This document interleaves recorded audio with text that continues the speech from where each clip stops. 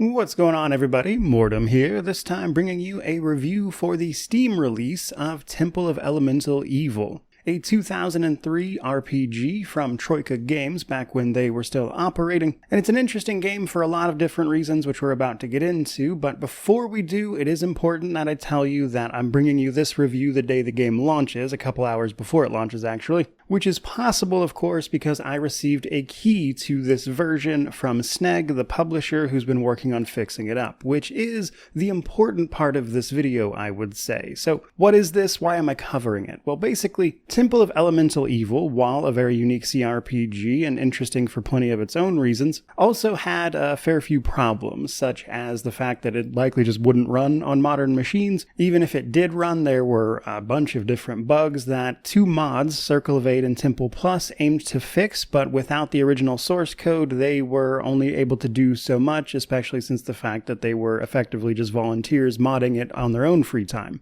Which brings us to this version. Sneg has been going back and basically republishing and fixing up a lot of the old Wizards of the Coast games, which is what we're doing here. But in the case of Temple of Elemental Evil, it goes a little bit beyond that, because not only did they get it released over on Steam, where it was not previously, but rather they've seemingly fixed basically all the game's major issues. And they did this by incorporating those two mods, the standard versions of them, into the base release here, on top of the patches that were released for the game itself before Troika shut down. And on top of all that, they apparently are also incorporating about 1,000 different fixes or so that aim to improve things like pathfinding, the AI systems, long-standing bugs like the save corruption as an example. And so while this is not a remake or a remaster, it is a re-release of that original game.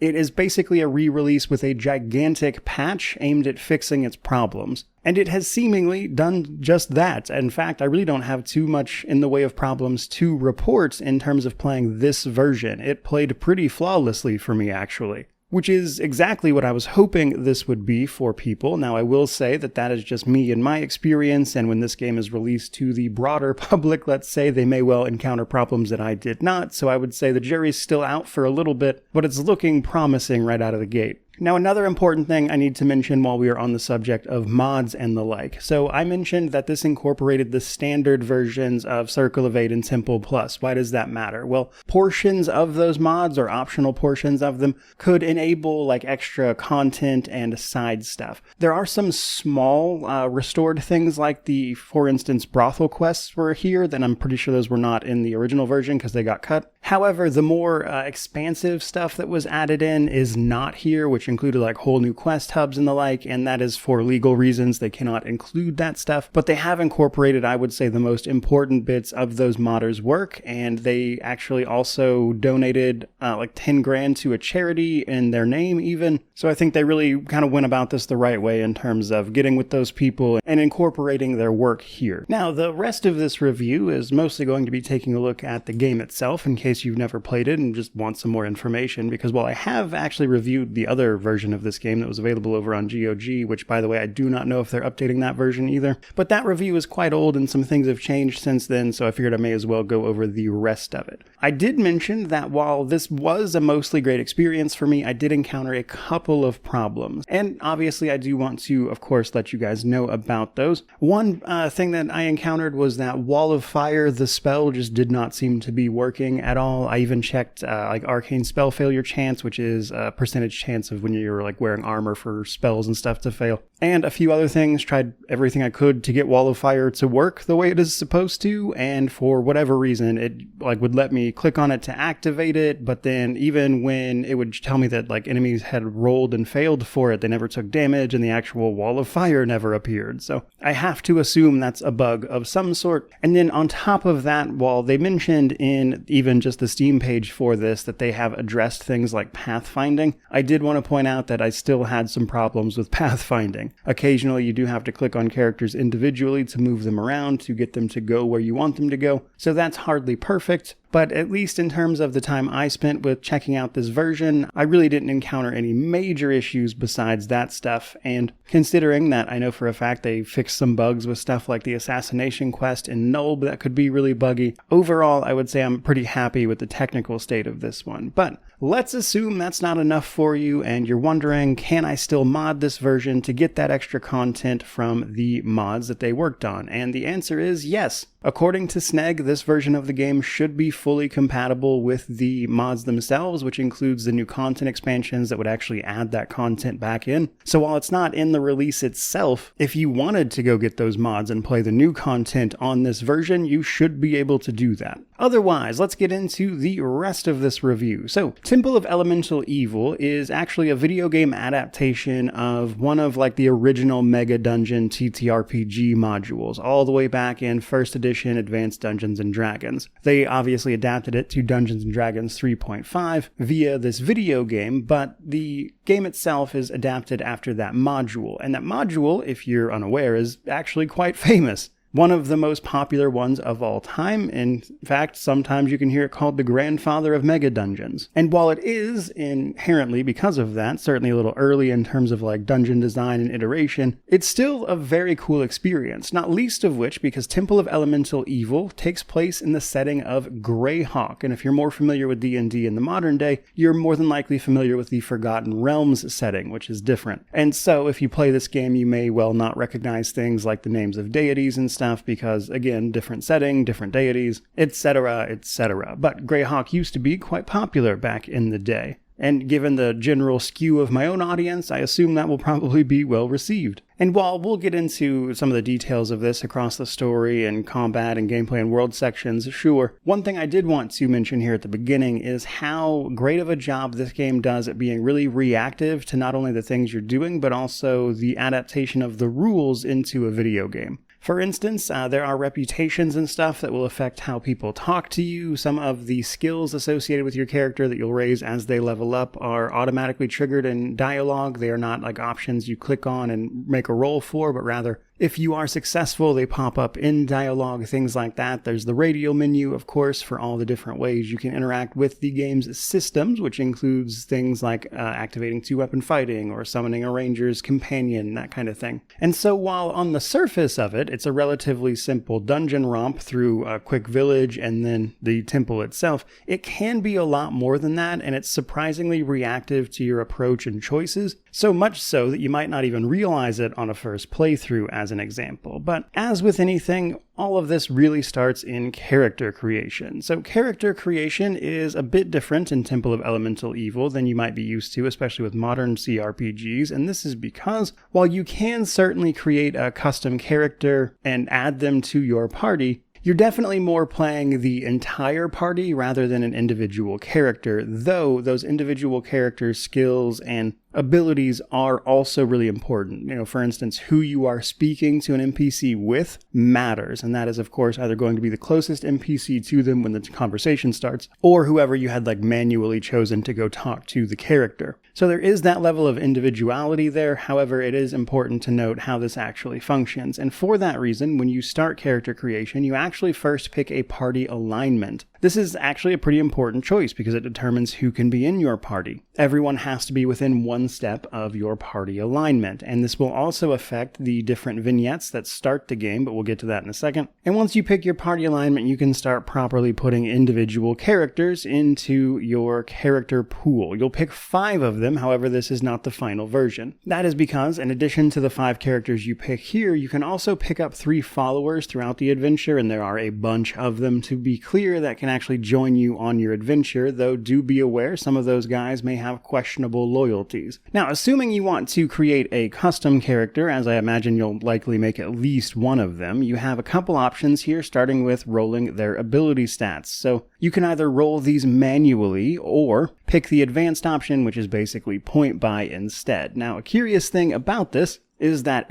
some people will tell you about the various ways to roll all 18s, but the game actually does a good job of explaining this directly on this screen here. Essentially, for every single stat, the game rolls 4 d6s, drops the lowest one, and then that's that number, and you can assign it how you please on the roll screen. Now, the catch being that Obviously, the max roll there then is 18, and while it is possible to roll all 18s, it is extremely unlikely. However, if you click the roll button enough, if you max it out in particular, it just assigns you all 18s, and then if you go to the point buy system, I don't know if it actually still works, I didn't check, but there was a glitch that you could just assign 18s to everything, even though obviously that shouldn't work. And that's if you want to bother doing that at all, because the console commands are just active in the game. You could just use the console commands to give yourself the max level or stats or whatever else. In fact, one of the patches, I believe, added the console commands so people could try to work around the bugs that were present. I want to say one of the original patch, 1 or 2 from Atari, I think. Something to that effect. Either way, the console command is in there, and in fact, because I was short on time for this, I made use of it myself, mainly since I'd already played the game several times before in the past, and I was mostly just trying to check out and make sure everything worked for the sake of the Steam release here. But whether you want to create a sort of underdog character who's going to try his best or an overpowered monstrosity, this game will certainly accommodate you.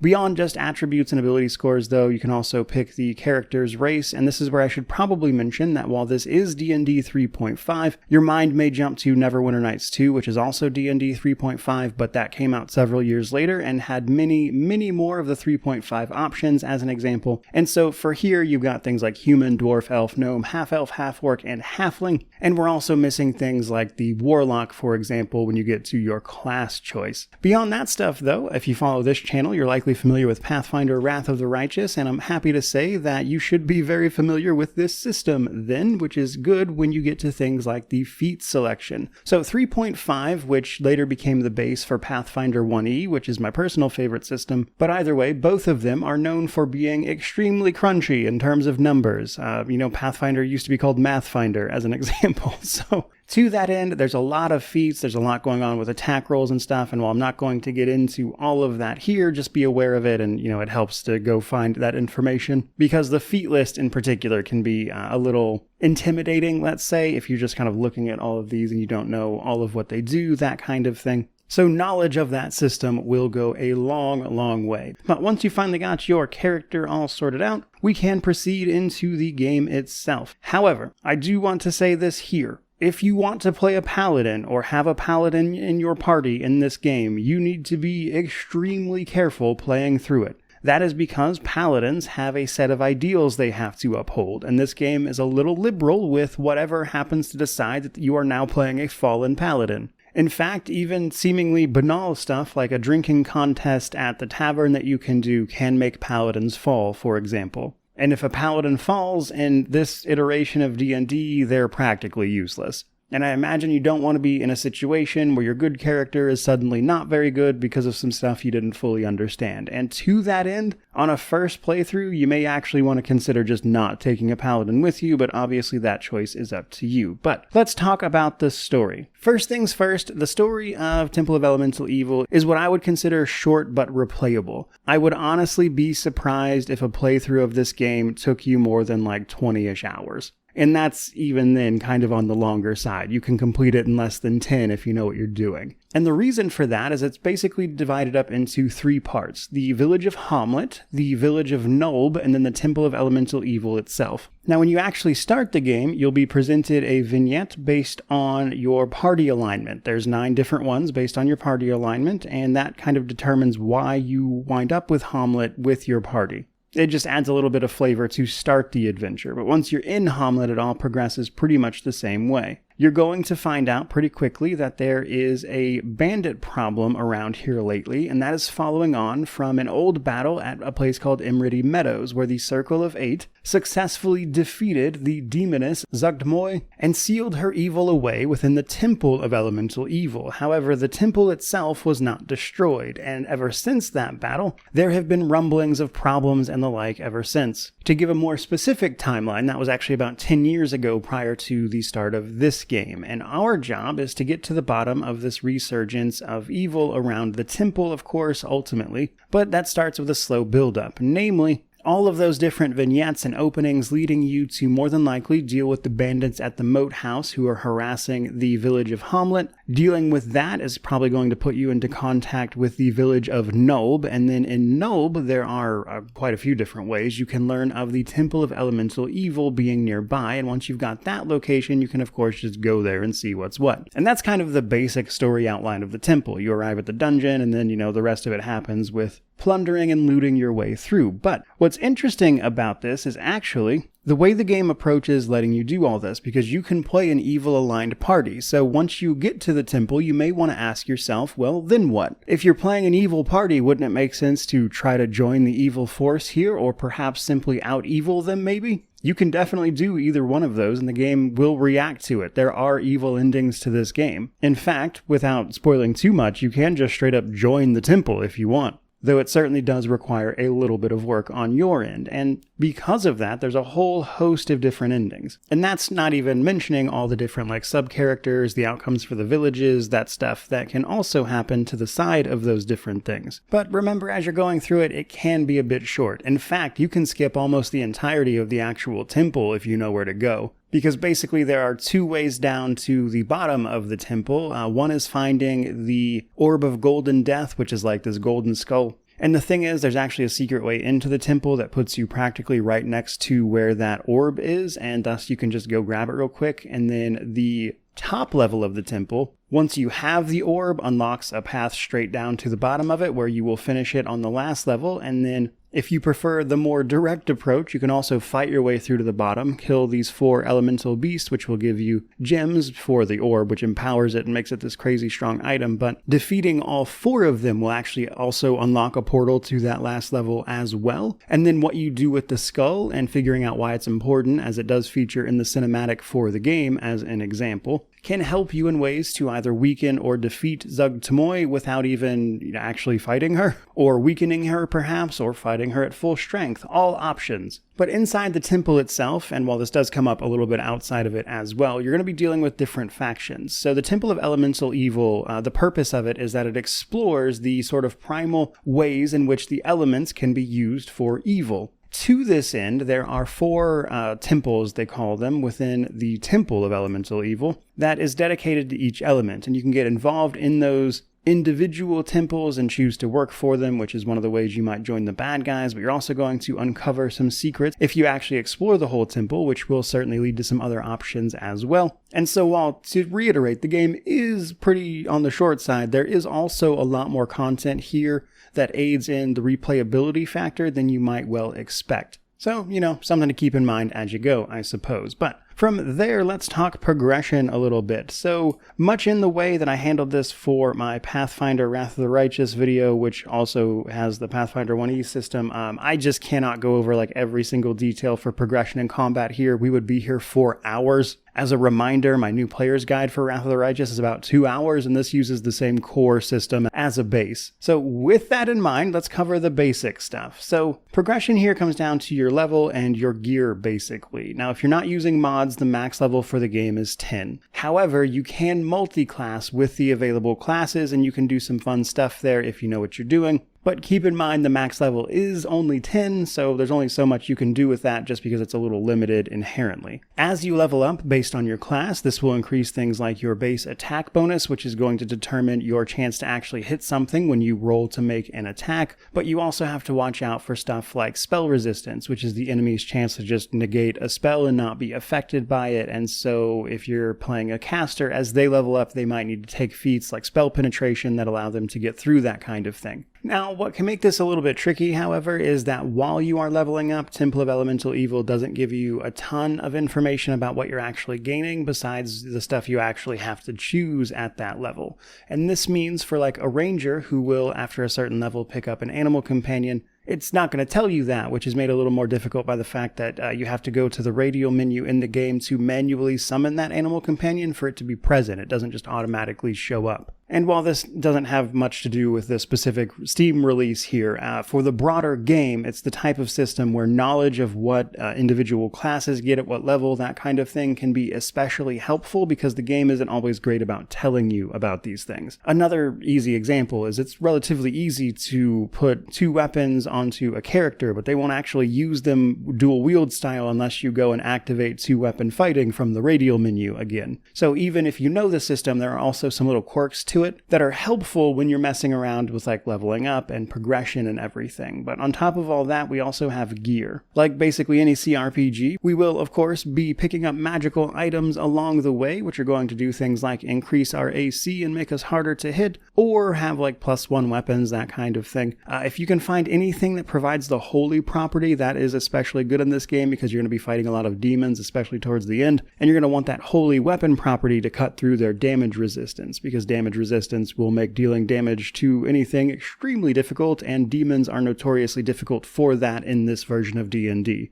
So much like combat itself, the progression systems are actually really well done and well implemented if you know the system and enjoy it. It's just that there's a lot to know. And so in many ways, this game, because it uses 3.5, runs into a similar problem that Wrath of the Righteous does these days, in that it is just a lot to know. And coincidentally, this is a problem that Neverwinter Nights 2 somewhat sidesteps in their implementation of D&D 3.5, because they allow you to pick like these packages, which, while not ideal, especially given if you want to like min-max a character a certain way, it does kind of take some of the tediousness of trying to figure all of this out of the equation, making it a little easier to just jump in and play the system in that video game. However, I think it's a great system, and while it can be overwhelming, I do think the payoff and the reward for like getting it and seeing how everything works together is a ton of fun. But that is, of course, my very, very biased take. So from there, let's talk gameplay and world a little bit. So, as I mentioned,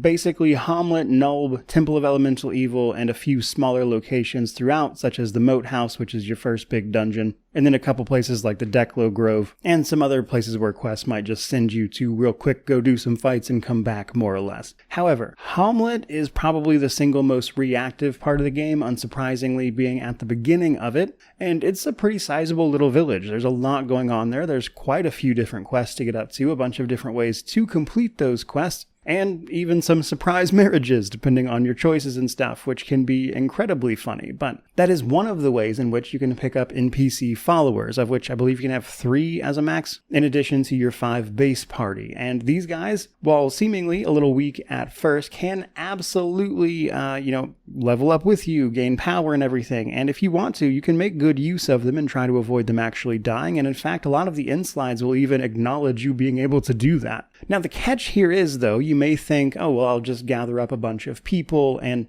smash through enemies based on numbers. And I would caution, not necessarily against that, but just to beware. And the reason for that is maybe something I should have mentioned in the progression part of this, but the Temple of Elemental Evil is a little tight on experience. And the more people are in your party, the more that experience is spread around. You will level faster the smaller number of people your party is. Now, you can get around this by just kind of spamming random encounters by either trying to rest in a dangerous place or just going back and forth between different places on the small world map to spawn world encounters. So there are ways around this problem, but you should be aware of it before you go piling on a bunch of people into your party and inadvertently making it difficult to level up. So basically, be careful about that kind of thing. But one of the more interesting parts of this game, actually, is the village of Hamlet and just all the different ways you can approach quests there and find different solutions. And to that end, skills really play a big part here. So at character creation, if you created your character or as you level up, you'll have the option of increasing certain skills. There are a lot of them, and they do actually come up fairly often. I would maybe caution against a few of them that don't come up here or there. Like, for instance, if you're going to go stealth, you need to go all in on stealth with a single character and have them do it. It is possible to make use of stealth and like pickpocket stuff off of bosses as an example, but that's hardly an intuitive system. And so, if you're going to do it, you got to go all in on one guy basically, because your whole party is not going to be able to sneak. Another thing though is the sort of social stuff like diplomacy, intimidate, things like that. That can actually get you a lot of information and fun quest solutions provided you have the skill to actually do it, which is why it pays to have a sort of face character or a high charisma character combined with somebody who has those skills, who can pass those checks for you. That'll actually get you through a lot of different quests in Hamlet specifically.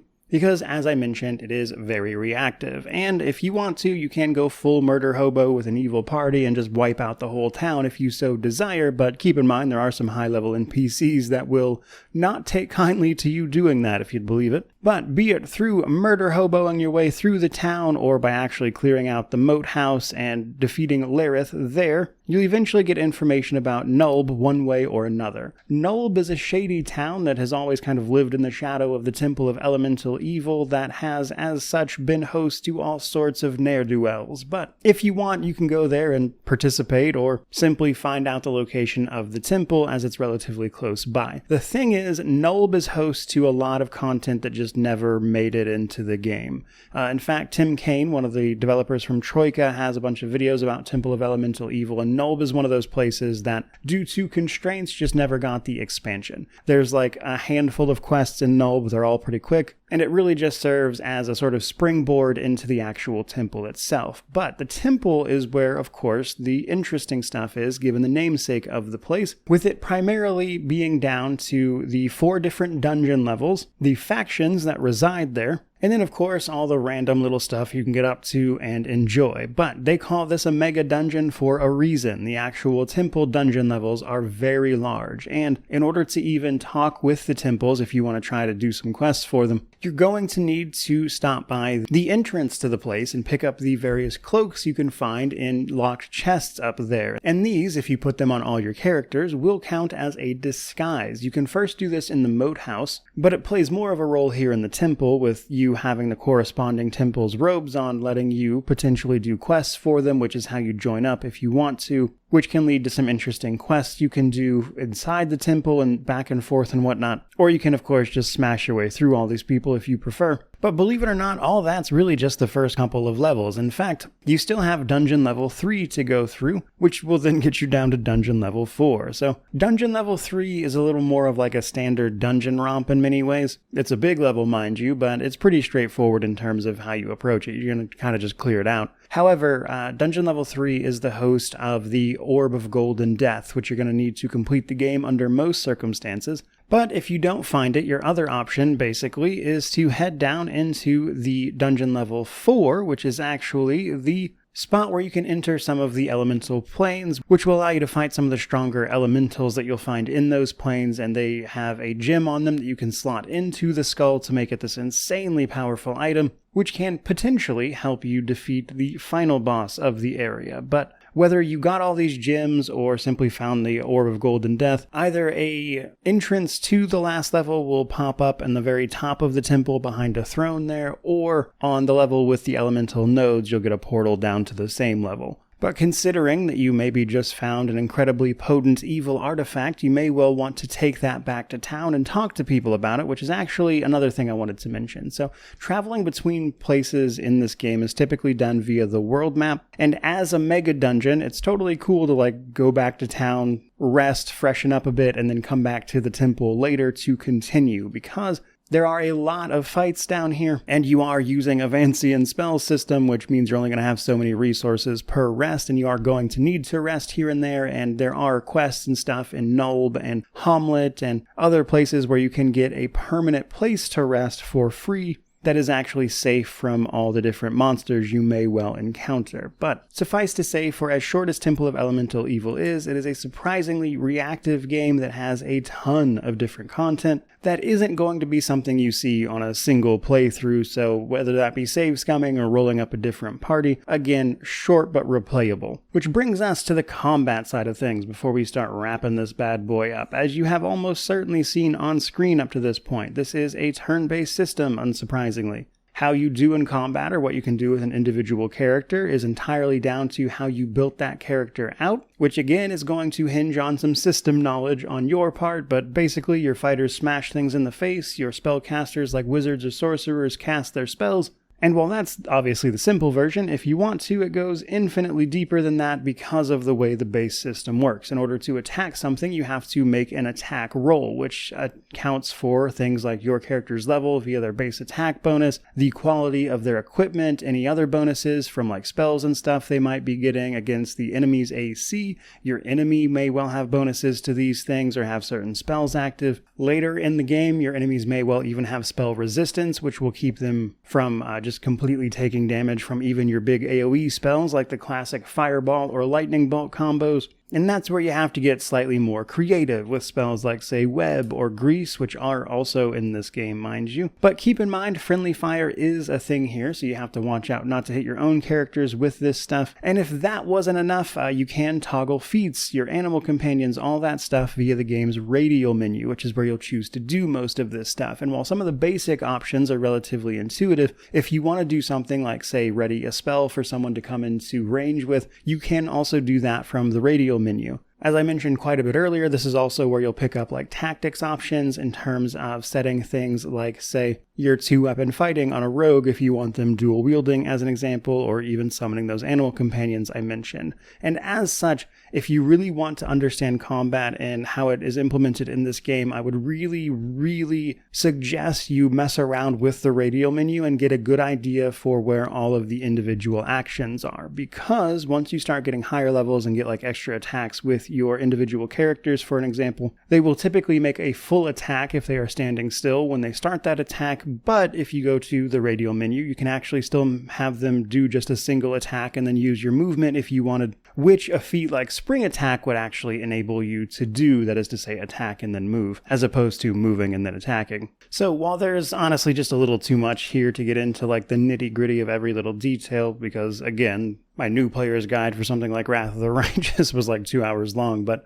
basically all that to say, knowledge of the system is really the way to go here. Games like this aren't difficult so much as they are hiding behind knowledge of what's about to happen versus what you know of the system itself. So because I know the system pretty well, it's relatively easy to figure out what I need to do to overcome any certain situation and the enemies that are present therein. And because of the system it's in, you can also do some just very silly, zany stuff if you know what to do. And a lot of that is possible purely because of how well the rules themselves were adapted to this particular version of the game, which for isometric CRPGs is a pretty rare bird. But don't let that fool you. Because of the level 10 cap and the nature of the fights that are in the temple itself, it can actually be extremely challenging at times, actually requiring you to put a lot of that knowledge to work if you actually have it anyways. So be you a beginner just looking for a fun little experience in like the villages and stuff in the temple itself, or a veteran looking for some difficult combat challenges in the deeper areas of the dungeon, Temple of Elemental Evil can certainly provide those. And thanks to the way it's set up, as I mentioned quite a bit earlier, it's possible, if you know what to do, to kind of skip, I would say, about 90% of the hard stuff and just grab the orb and jump straight to the end. And thanks to a non-combat option for avoiding that fight as well, which is also extremely difficult, by the way, if you take the Demoness on at full power. But essentially, there's always a way through if you're willing to look for it, and finding your way through is the replayable part of the short but replayable nature of the combat in this game. So, all that to say, as one of the very few games that actually uses D&D 3.5, Temple of Elemental Evil's implementation of that system, while a little early for my taste, to be honest, I like some of the stuff that came later, it's still an incredibly good version of that, and worth experiencing just as a CRPG diehard if that's your thing, if the fact that this wasn't just such a famous module of D&D wasn't enough for you. However, that finally brings us to the end of this review, where I'm going to start wrapping it up. Normally, I would put the Steam Deck section here, but truth be told, I just didn't have time to test it properly, so I am not sure if this works on the Steam Deck. I have to admit, I kind of dropped the ball on this one. This is headed out as part of the holidays, and I have just limited time to get through all of this, and so that testing did not happen, unfortunately.